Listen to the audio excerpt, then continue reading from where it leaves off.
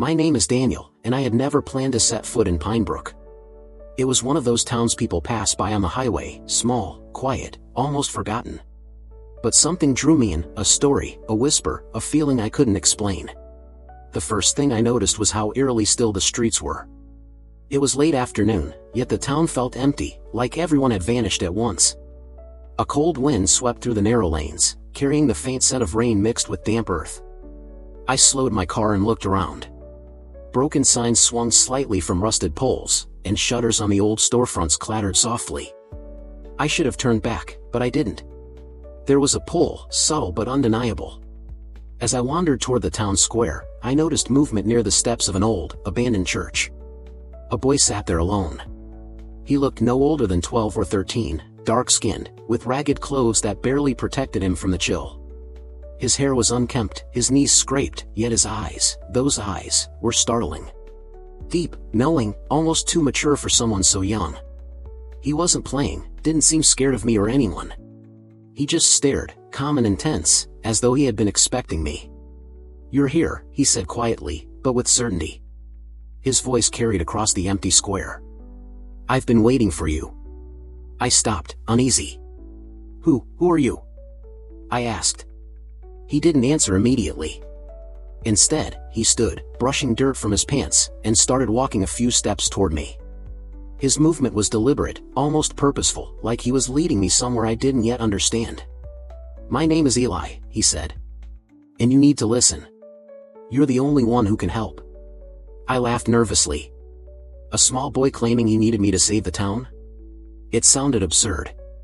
But there was something about the way he looked at me, steady and unwavering, that made me pause. Something in his gaze suggested he knew more than he should.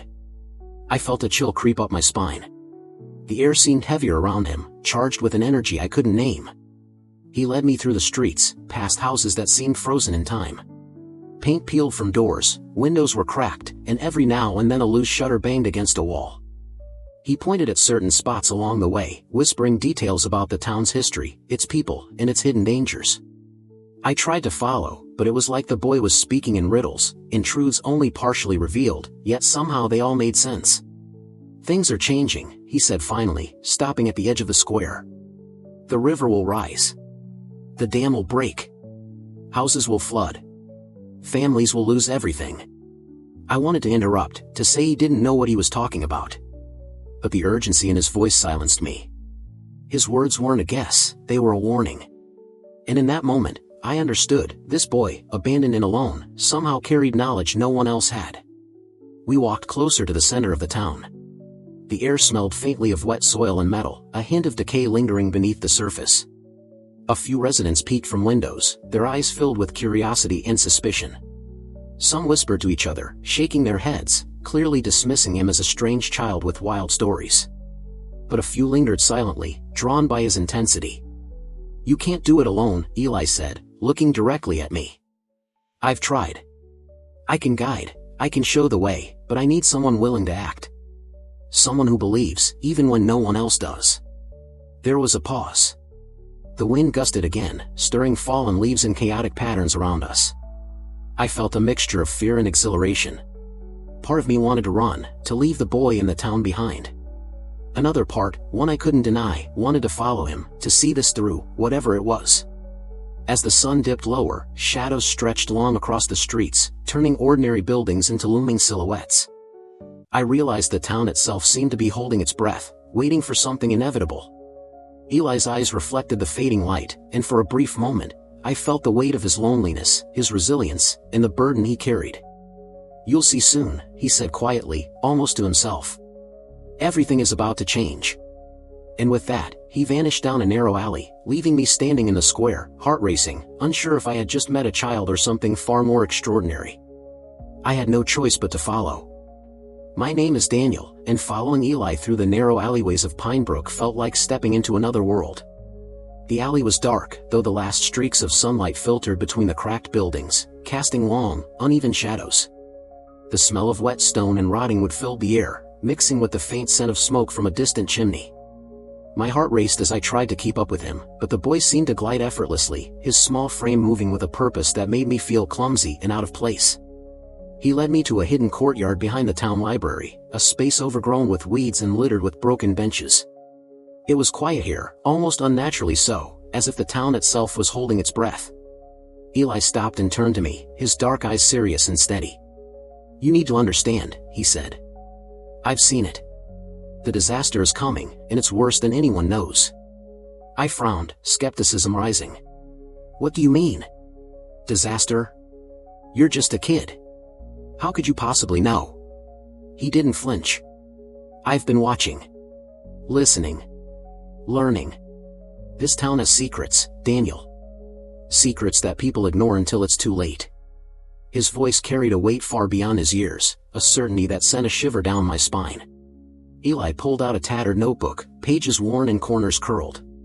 He showed me sketches of the town, the river, and the old dam. Lines crisscrossed the pages, notes scribbled in a childish but urgent hand. "The dam is failing," he said. "If it breaks, the river will flood every street, every home. Families will lose everything. And no one is prepared." I glanced at him, trying to process what I was seeing. The town council had warned of maintenance issues in the past, but no one mentioned a catastrophe. "Are you serious?" I asked, my voice barely above a whisper. He nodded. "I've tried telling people, but no one listens. They think I'm just a lonely boy making up stories. But it's real. And you're the only one I can trust to help." For a moment, I didn't know what to say. Part of me wanted to laugh at the absurdity, dismiss him as a frightened child with wild imagination. But then I looked into his eyes and saw something I couldn't ignore, pure determination, fear mixed with courage, and a clarity of purpose that no adult seemed to have. I felt a strange pull, a sense that refusing him wasn't an option. We spent hours walking the edges of the town, Eli pointing out weak spots in the dam, areas where the riverbank was eroding, and where the foundations of buildings had been compromised by years of neglect. The wind picked up, rattling loose shutters and sending dry leaves spiraling across the empty streets. He spoke rapidly, explaining how a small intervention could prevent disaster, how the right people needed to act before it was too late. Every word seemed measured, precise, like he had rehearsed this countless times, but the fear in his voice told me he hadn't. I noticed a few townspeople peering from windows and doorways, whispers trailing after us. Some shook their heads, muttering that the boy was trouble, a liar, a ghost of the town's forgotten streets. But a few lingered, curiosity in their eyes, unsure what to make of the urgency in his voice. Eli didn't notice them, he never did. His focus was entirely on me, on convincing me to act, to understand that our time was limited. "You're asking me to do what exactly?" I finally said, my throat tight. "How can I help a kid, or anyone, save a town from a disaster like this?" He looked up at me with those unyielding eyes. "You'll see. I can guide, I can show, but I can't move the people. You have influence, you can help me convince them, you can take action when I can't. If we don't act now, it's over. You have to believe me." The wind howled through the courtyard, carrying a hint of rain and the scent of wet earth. I swallowed hard. Something in the way the boy spoke, the urgency in his tone, made it impossible to dismiss him. It was real. And if he was right, there was no time to waste. Natural call to action. And that's when I realized, if you want to see how a small abandoned boy might save an entire town from disaster, make sure to subscribe. You won't want to miss what happens next, because what comes after could change everything. Eli handed me the notebook again and gestured toward the dam in the distance. The river glistened under the fading sun, deceptively calm. I felt a knot tighten in my stomach. The town seemed peaceful, almost indifferent, unaware of the danger creeping closer. Eli's small hand gripped mine for a brief moment. "We have to move fast. Every minute counts." And with that, we set off toward the river, the weight of what we faced pressing down on us like the first drops of an approaching storm. Pinebrook didn't know it yet, but its fate, and the boy who claimed he could save it, was about to collide with the most dangerous force of all, time.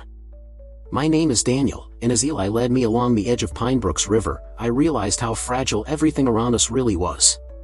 The town looked peaceful, deceptively calm under the morning sun, but the boy's urgency made the quiet feel unnatural, like the calm before a storm. The river flowed steadily, reflecting the blue sky above, but Eli pointed out cracks along the banks that no one else seemed to notice. "This is where it will start," he said, his voice low but steady. His eyes, dark and sharp, scanned the area as if he could see beneath the surface of the water itself.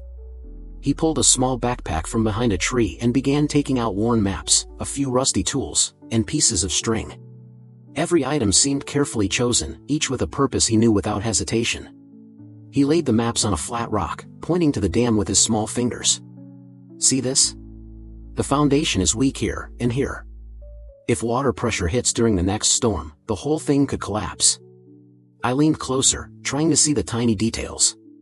It was impressive, almost unbelievable, that a boy his age could understand structural weaknesses better than engineers. "We need to reinforce these spots," he continued. "Quickly, before anyone notices. If the town council catches us, they'll stop everything. They won't believe a kid, or you, can fix this." I glanced at him, unsure how to respond. "And, we can really do this?" I asked, my voice tinged with doubt. Eli nodded without hesitation. "I've studied it. I've watched the river, the patterns of rain, the erosion. I know what we need to do. But I can't carry the materials alone. That's where you come in." We spent hours gathering what we could from abandoned warehouses and sheds, moving planks, ropes, and sandbags to strategic locations along the riverbank. The air smelled of wet wood, rust, and mud, mixing with the faint scent of grass and leaves crushed beneath our feet. Every step we took made me more aware of the urgency. Every sound, an owl in the distance, a branch snapping, echoing like a warning. Eli's plan wasn't just physical, it required strategy and timing. He instructed me on how to alert key townspeople subtly, without causing panic, guiding me to approach only those who would help. His voice was calm yet commanding, like he was both teacher and commander. "We can't show fear," he said. "People will follow strength, not worry. Lead them carefully, give them small tasks, and trust me, they'll do it." As night fell, we moved along the river again, measuring, tying ropes, and reinforcing fragile sections of the dam with makeshift supports. Cold water seeped into my shoes, the mud clinging to my legs, but Eli pressed on, indifferent to the discomfort. He worked tirelessly, his small hands precise and deliberate. I watched him, feeling a mix of awe and fear. This boy, abandoned and alone, was carrying the weight of an entire town on his shoulders. We took breaks occasionally, huddling in the shadows of trees, listening to the river's rhythm and the distant hum of Pinebrook's sleeping streets. Eli spoke in low whispers about contingencies, what to do if the dam cracked further, how to redirect water, how to keep people safe. Every detail mattered, every decision felt critical. I began to realize the depth of his understanding, and the gravity of the disaster we were preparing for. By the early hours, the first drops of rain began to fall, misting the air with a wet chill. The river looked darker, more menacing, reflecting the storm clouds gathering above. Eli looked up at me, eyes bright with determination. "This is it," he said. "Tomorrow, everything depends on what we've done tonight." If we fail, he didn't finish the sentence. I understood anyway. Failure wasn't an option. I couldn't help but feel a bond forming with him, a strange connection forged through shared fear and determination. He wasn't just a boy, he was a force of nature, guiding me, teaching me, compelling me to act in ways I never imagined. I realized then that this plan, this desperate and daring effort, wasn't just about saving the dam. It was about saving the town, yes, but also about believing in someone when no one else would. The first storm winds picked up, rattling the trees and sending cold gusts across the river. Eli and I moved silently through the darkness, completing the final preparations, every action deliberate, every moment weighted with tension. My hands ached from lifting and tying, my clothes soaked, my mind racing with what-ifs. But Eli never wavered. His determination was contagious, a force that pushed me beyond fear and doubt. As we finished the last set of supports, Eli stood back, examining the work. "We've done what we can," he said quietly. "Now, we wait. Tomorrow, the town will face what it must, and we'll see if our plan is enough." And as we walked back through the empty streets toward what passed for shelter, the storm clouds finally broke, and rain began to fall steadily, drenching the town and the river alike. I shivered, not from the cold, but from the weight of what was coming, knowing that in less than 24 hours, the town's fate, and ours, would be decided. My name is Daniel, and as the storm clouds thickened over Pinebrook, a sense of unease settled deep in my chest. The quiet I had once mistaken for peace now felt like a warning. The wind whipped through the streets, rattling shutters and carrying the scent of rain-soaked earth. Every step we took toward the dam was heavy with anticipation, and I couldn't shake the gnawing feeling that something could go terribly wrong. Eli moved ahead with his usual confidence, scanning the river and the surrounding banks with his sharp, calculating eyes. He seemed unaffected by the howling wind or the ominous rumble of distant thunder, yet I could see the tension in his small hands as he adjusted ropes and inspected the weak spots we had reinforced. Despite his composure, I realized the weight of the responsibility rested entirely on him. He was a child, abandoned and alone, yet he carried the burden of an entire town's safety. As we worked, doubts began to creep in, not about Eli, but about ourselves, about whether anyone else in Pinebrook would believe what we were doing. The townspeople were skeptical, and some actively hostile. I remembered the faces peering from windows, whispering behind cracked doors, shaking their heads at the boys' warnings. And then, out of the shadows, a man appeared, a local farmer I had seen earlier, tall, broad-shouldered, with eyes filled with suspicion and disdain. "What are you kids doing here?" he demanded, voice sharp against the wind. "This is dangerous. Get out before you ruin everything." Eli didn't flinch. He stood taller, as much as a 12-year-old could, and met the man's gaze with unwavering resolve. "We're trying to save the town," he said simply. "If you don't help, people will get hurt." The farmer's brow furrowed, disbelief clear in his expression. "A boy? You think a child can stop what's coming?" He laughed, but it was hollow, edged with fear I could feel. "You don't know what you're talking about." I stepped forward, feeling the tension knotting my stomach. "He knows more than anyone else here," I said, trying to lend my voice the conviction I didn't entirely feel. "Please, just listen." For a moment, the farmer's gaze softened, but skepticism lingered. He muttered something under his breath and walked away, shaking his head. I felt a pang of frustration and helplessness.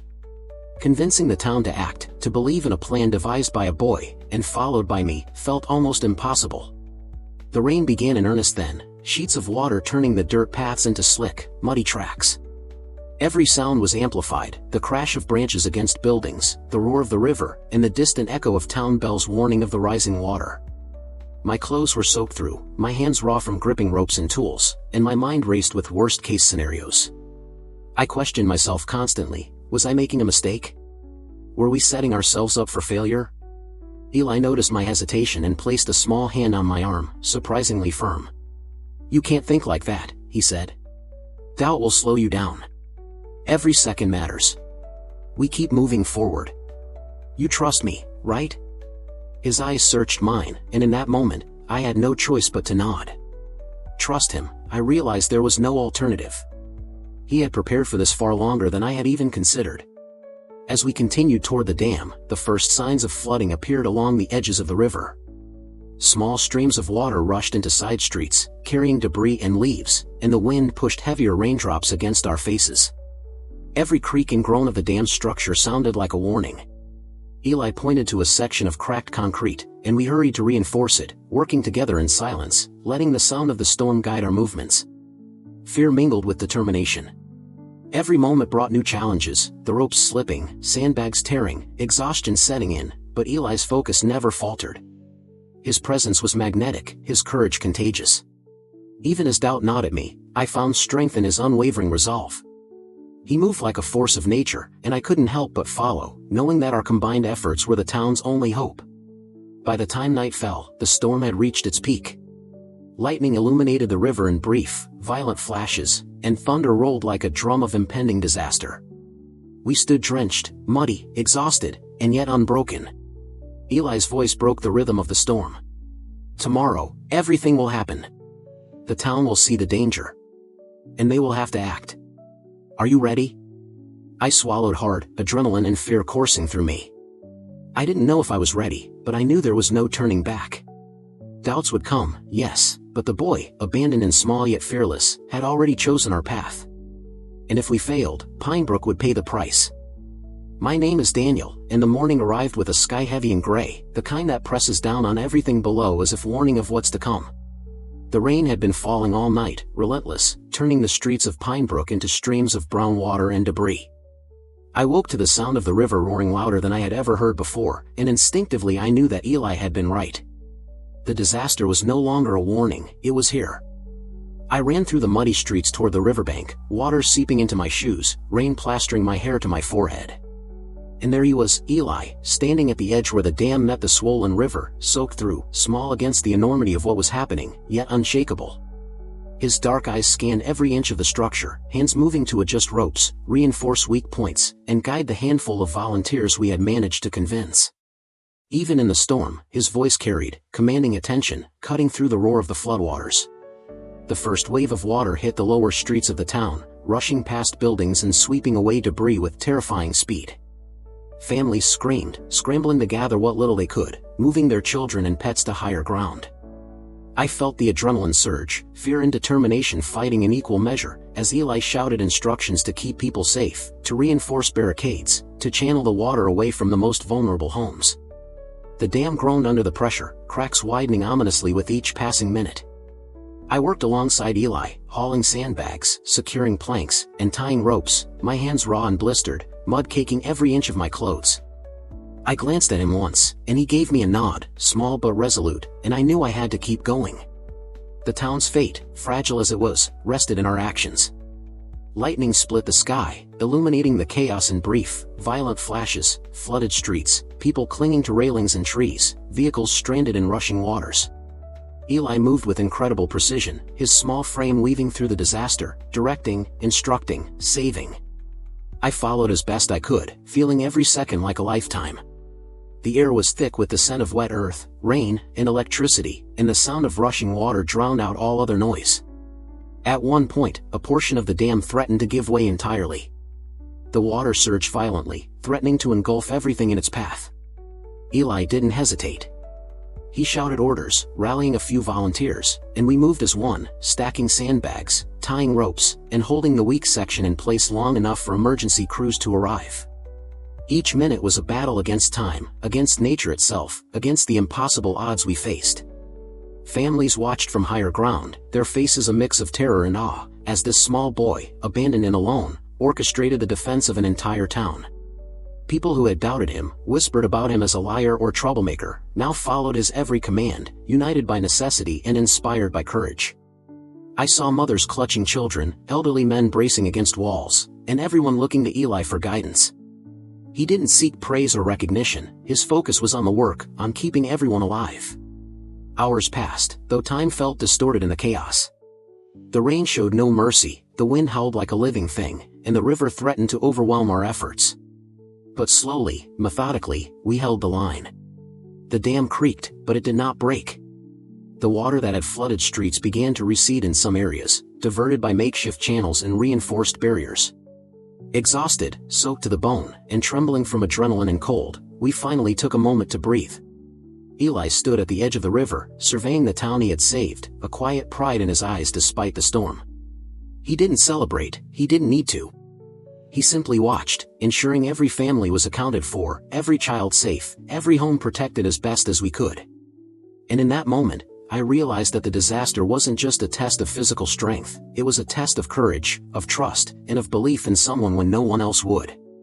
The storm was far from over, but Pinebrook had survived its first, most dangerous onslaught. And I knew, as I looked at Eli standing there, drenched and resolute, that the true challenge, the recovery, the aftermath, the lasting effects of fear and doubt, was only just beginning. My name is Daniel, and in the days following the storm, Pinebrook felt like a town reborn. The river had calmed, the rain had stopped, and the sun broke through heavy clouds in sharp, golden beams. Streets that had been flooded now bore the marks of chaos, muddy paths, scattered debris, and the flattened remains of fences and garden plants. But amid the destruction, there was a sense of hope, fragile yet undeniable, that had been missing before. Eli moved through the town with quiet determination, checking on families, offering guidance, and lending a hand wherever it was needed. He was small, his clothes still tattered, his hands raw from the effort, yet he carried himself with the weight of someone far older, someone who had been through countless battles and survived.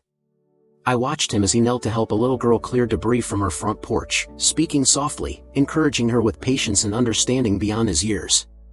Her mother's eyes filled with gratitude, and for the first time, it felt like the town was seeing him not just as a child, but as a savior.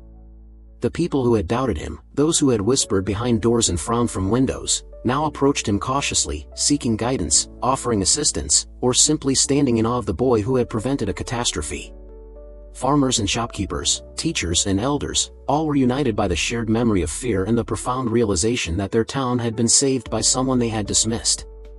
I walked beside Eli, helping carry tools and materials for rebuilding, and I could feel the town's energy shift. People were talking to one another again, sharing stories, checking on neighbors, working together where before they had remained isolated. A woman offered Eli a cup of hot tea, which he accepted with a shy nod, and a man shook his hand, tears in his eyes, unable to articulate the gratitude he felt. The boy's presence had transformed fear into action, and panic into solidarity. We worked tirelessly, clearing streets and repairing weakened structures, reinforcing foundations, and securing homes that had been most affected by the flood. The air was filled with the scent of wet wood, damp soil, and a faint hint of smoke from chimneys as residents tried to salvage what they could. Every moment carried a tension that reminded us of the storm, yet every movement was also infused with hope, a quiet, steady pulse of resilience that spread from person to person. Eli didn't seek attention or recognition. He moved from family to family, checking on children, instructing adults on safety, and quietly encouraging volunteers. His dark eyes, so full of focus and care, seemed to absorb the energy of everyone around him, transforming panic into purpose. I realized then that his true power wasn't just his knowledge or courage, it was his ability to inspire trust and action in those who had once ignored him. By evening, Pinebrook had begun to resemble a functioning town again. Streets were cleared enough for people to walk without fear, temporary barriers had been placed along vulnerable areas of the riverbank, and small groups of volunteers were working together to restore damaged homes. There was laughter in the air again, faint but genuine, and a feeling that the town had survived something far greater than the storm. It had survived doubt, fear, and disbelief itself. I glanced at Eli, standing on the riverbank, silhouetted against the setting sun. He was alone, save for the people he had inspired to follow him. For a moment, I wondered what would become of him once the town returned fully to its routine. Would they recognize the boy who had risked everything? Or would he remain the quiet, abandoned figure who had appeared like a guardian angel when the town needed him most? The wind picked up slightly, rustling leaves and carrying the faint scent of wet grass. Eli turned toward me and nodded, a simple acknowledgement of our shared effort and the bond forged through crisis. I realized that Pinebrook was more than just a town now, it was a community reborn, a town united by courage, by trust, and by the actions of one abandoned boy who refused to give up. And though the disaster had passed, I could feel the tension lingering in the air, a reminder that the storm might be over, but life, with all its uncertainties, continued. The town had been saved, yes, but it had also been changed forever. And Eli, he had changed too. My name is Daniel, and in the quiet hours after the storm, Pinebrook felt almost surreal. The streets, though still muddy and scattered with debris, carried a new energy, a subtle hum of life restored. Families moved cautiously through the town, checking on neighbors, salvaging belongings, and offering help where it was needed most. The disaster had passed, but its impact lingered in the air, a reminder of how fragile life could be, and how one small action could change everything. Eli was nowhere to be seen. I searched the streets, calling his name softly, my voice swallowed by the occasional drip of water from broken roofs and the gentle rustle of trees still heavy with rain. For hours, I traced the paths we had taken during the storm, along the riverbanks, through alleys, past homes, and every corner of the town where he had directed the townspeople. There was no sign of him, only the evidence of his presence, reinforced barriers, cleared streets, and families safe. I finally stopped at the town square, the place where I had first met him, and sank onto the wet steps of the abandoned church. My mind raced, struggling to make sense of everything. How could such a small, abandoned boy orchestrate the survival of an entire town? The reality of what had happened still felt like a dream, a story too incredible to be true. Yet every flood mark, every repaired home, every grateful face confirmed it. Eli had done it. He had saved Pinebrook. As I sat there, a faint whisper of movement caught my attention. I turned and saw a figure at the edge of the square, dark, small, almost blending with the shadows of the surrounding buildings. My heart leapt, but as the figure stepped into the light, I realized it wasn't Eli. It was a young girl, her eyes wide with fear and curiosity. He went that way, she said, pointing toward the river. He wanted to make sure everything was safe. Then he disappeared. Disappeared. The word echoed in my mind like a drumbeat. Eli had been here, guiding us, saving lives, and now, he was gone. It was as if he had existed only for the storm, a force summoned for a single purpose and now vanished as mysteriously as he had appeared. I wanted to search, to run along the riverbanks, to call out until my voice was hoarse, but deep down, I knew that some things were not meant to be found. Some heroes didn't wait for gratitude or recognition, they simply acted and left, leaving the world better than they found it. People began to gather in the square, noticing my presence and my questions. Whispers filled the air, speculation about the boy who had saved them, the miracle they had witnessed. Some remembered the abandoned child they had seen weeks ago, dismissing him as trouble or imagination. Now, they were forced to confront the truth. A single boy, alone and unnoticed, had led them through a disaster that could have destroyed everything. Fear and skepticism had given way to awe and gratitude, and slowly, the town began to unite, bonded by the shared experience and the mystery of the child who had changed their lives. I stood and walked among them, feeling the weight of what had happened settle in my chest. The river was calm now, reflecting the rising sun in golden streaks, but the lesson lingered: courage could come from the smallest, most unexpected places. And sometimes, the most extraordinary people left without a trace, leaving only the impact of their deeds behind. As the day waned and people worked to rebuild, I knew one thing with certainty: Pinebrook would never forget Eli. And though I might never see him again, I would carry the memory of his determination, his courage, and his unwavering belief in action over doubt.